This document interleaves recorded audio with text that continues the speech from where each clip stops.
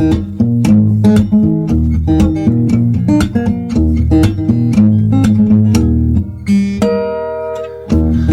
keep on wondering if I'm okay. I reassure myself, but I keep on wondering away. I miss looking at you, and you miss looking at me. Amid distractions, I can find myself missing my sea, where I can go swim with the fish.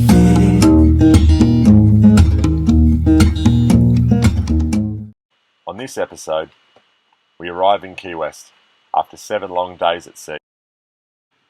We roam the streets and check out some locals. The chickens are everywhere, but the people are friendly.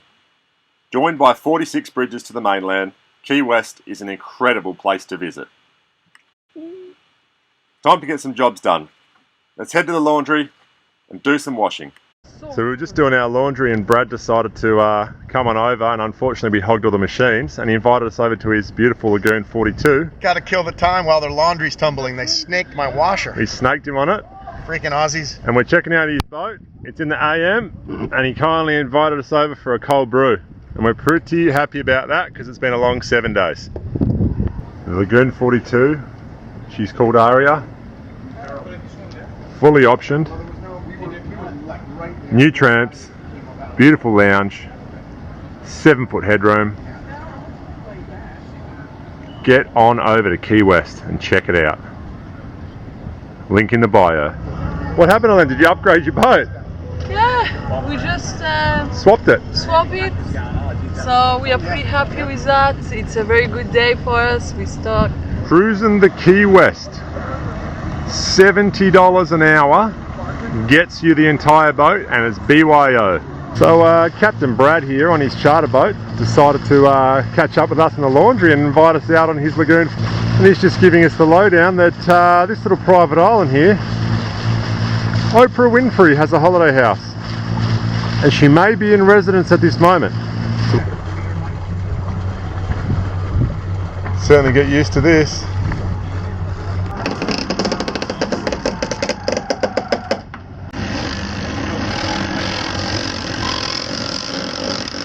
Living the dream. This is more her type of luxury boat. Just out of our price range, and Añejo does us pretty well. Lovely. A bit of luxury. Awesome helm station up nice and high, electric winches.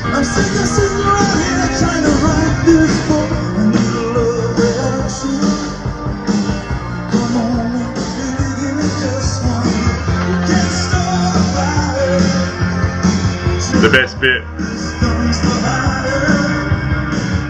With limited sleep over the last 7 days, you can't blame her for being tired.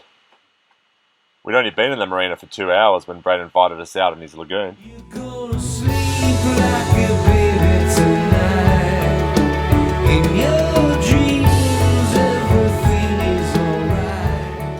Living the dream. Skipper Brad just giving us the rundown. Key West, seafood. I've been to every little restaurant on here, and my favorite right there, I think it's the A&B Lobster House right next to the Commodore over here. Their scallops up there might be the best food you've ever consumed or will ever consume in the future. That's me throwing the gauntlet down. That's a big call. We're going for scallops. It's $15 a bite. So you might not want to ever eat anything that expensive. They don't taste that good to me anymore. Yeah. But when I'm sure the scallops were delicious, but for $15, that's well out of our price range. These nachos, $10. Fed all 4 of us. Right on the waterfront, an awesome poolside bar. And then we've got all our game boats, charter boats, everything just sitting out the front here. So this is in the Key West Keys, and I'm looking at what must be at least 60 pounders swimming around tarpon, and they're just kicking back in the Keys. Absolutely incredible. Look at the size of these. We jumped in Brad's car and he took us to the local supermarket. We provisioned once more, got some supplies, and had one last burger in America. How is it, Len? Happy? So good. It's called Yours is better than mine. Five Guys. We asked for a small chips and we got 15 kilos of potatoes, which is nice. Righto, Brad, absolute legend, just took us in his F-150 and we went down out of the Keys, across the bridge, and we went to a really nice supermarket, and we provisioned again. We topped up on some stuff we think we might need as well, and much the same as West Marine this morning with some fishing gear and bits and pieces. And now I've got one of our broken alternator belts and I need to get some more. So after multiple Uber rides and lots of walking, I found the belts. I got back to the boat where Brad was waiting and took us on a sunset cruise on his lagoon. Who's watching who? Exactly. Are they watching us or are they watching the sunset? That's the question. They're just lucky with the sunset. Where does the bonus? What's up, man? Where does the bonus? Yeah. It's the Aria by Restless Native featuring the sun. Epic Nomad Production presents Hello. Aria, Dream of Life. The Aussie Takeover. Aussie Takeover 101. Bit of Cuban music, that's what I'm talking about.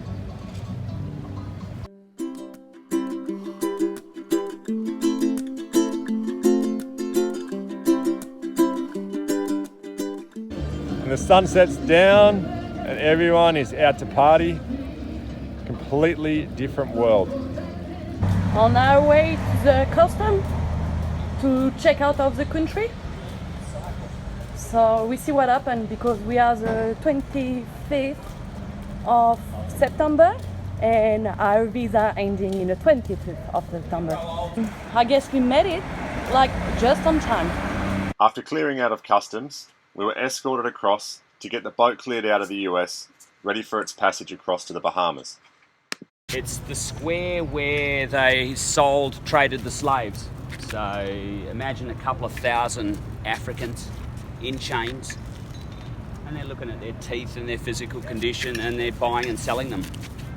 And it all happened here. This is mad. This is the basis of the economy and the history, and it all starts here at this point. Wow. Incredible. Yep. Heavy. It's a lot of chicken around the island, a little bit everywhere, which is pretty cool. The vibe, it's very nice, it's like being on the island, as we are on the island.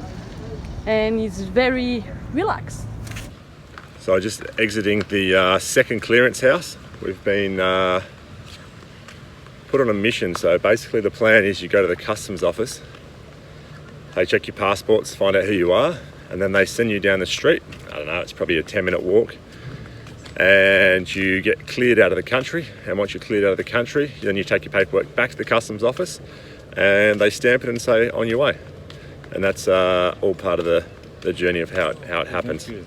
She also gave us an extra day to leave the country. I'm not sure, I'm going to go and ask customs now. I think there's a 48-hour weather window allowance, so you get a 48-hour clearance to basically say your boat can stay in the marina until the weather passes, etc, etc. So I think our plan at this point, if customs is going to grant us what I'm hoping, then I think we're going to stay one more night and just to get things tidied up, and probably have a bit of a relax, because yesterday ended up being quite busy. We had to go and get alternator belts late in the afternoon, and we've got a little bit of stuff to get still. So that's our plan. And Roy just here, ready for the departure. Let's go to Bahamas, baby. We want to stay another night and go tomorrow morning. We're not in a hurry. No, we're not in a hurry. I mean, there's more to see and do. Wandering around the streets is quite interesting. Okay, so let's stay another night.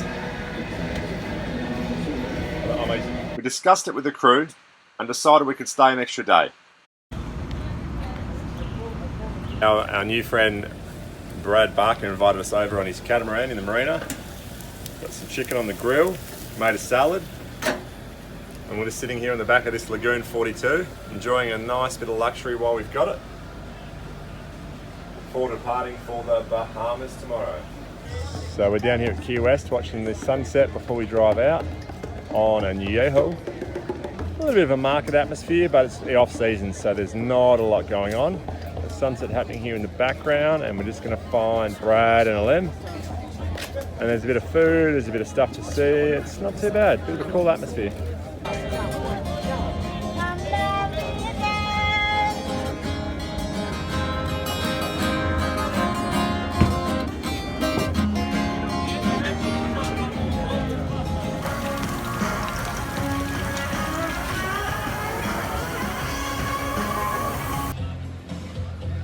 Couple of refreshing mojitos for the walk down the beach.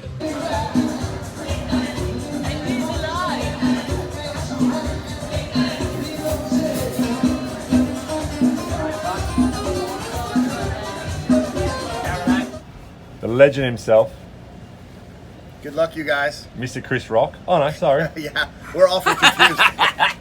Oh, where are we? We are in Key West Bight Marina, and Anejo is about ready to head to the Bahamas. See you later, Key West. You've been awesome to us, and we love you. We will be back. Whoa, that's a big statement. How are we doing, Captain? Captain Morgan? Hey, where are we going? Where are we going, Ebon? Where are we going? The Bahamas. We're going to the Bahamas. The Bahamas! Bahamas! On our way to the Bahamas. It's a bit choppy. We just left 1 hour ago. And as you can see, it's moving. Out here to our port side, we have the Atlantic Ocean. On our bow, we have the Caribbean Sea.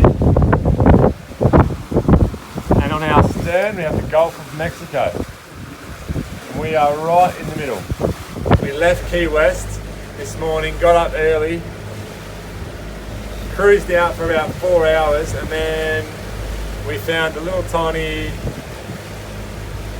little bit of water that probably shouldn't be coming in the boat in a place that shouldn't be happening, and we found it, and it gave us a bit of a scare. So now we've turned around and it's taken us 8 hours to get back, and it's been an entire waste of a day, and we don't have any visas, and we're going to be illegal immigrants.